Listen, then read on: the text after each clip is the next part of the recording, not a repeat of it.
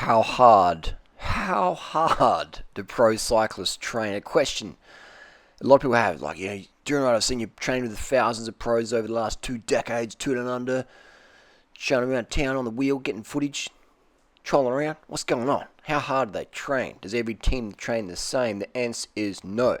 What I have noticed since power meters came mainstream in the peloton, probably about 2010, is that the rides got more bipolar. They'd be very, very, very easy. I remember going out with Lance Armstrong for maybe 4 hours in 2009, and I was just waiting. I was just bracing for the pace to go up, and it never went up. We did maybe 4 or 5 hours around the mountains of Adelaide, the hills, up and down, and the pace was really, really easy.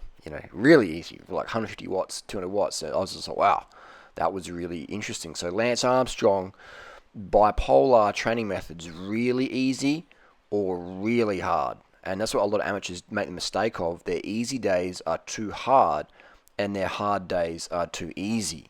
I see this all the time. I'm just doing a recovery ride, and I'm like, recovery ride? We're like zooming along here. Or they'll be doing an interval, and I'm like, this isn't hard, because they're just training moderately versus going easy when they go easy, hard when they go hard. And power meters really help quantify that, objectify that. The power meter gives you a number.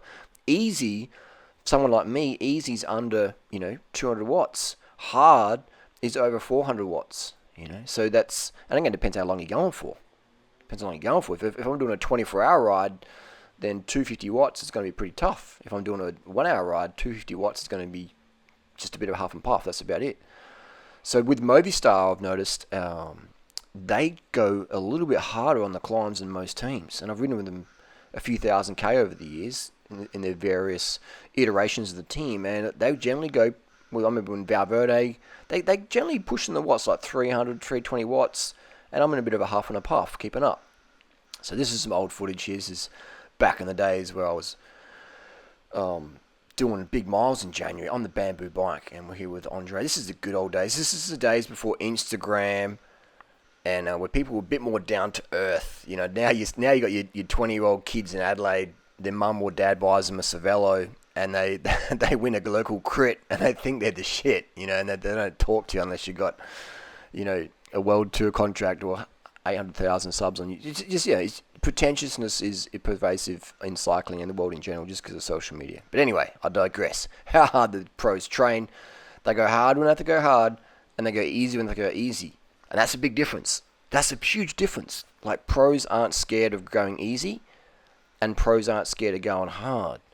Amateurs are scared to go easy, and they're scared to go hard. How many races have you done where the local talent is scared to really put it all on the line because they're scared of getting dropped or scared of not winning, so they just make up some excuse? Oh, yeah, I was having an off day, my teammate, blah, blah, blah. All this just nonsense.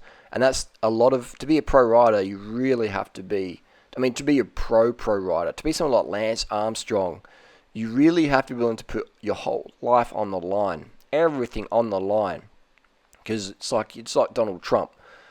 If you really want to be good, you got to take all the trimmings in terms of doing whatever it takes, and not be scared of criticism if it all falls apart. So that's the deal there. So how hard they train?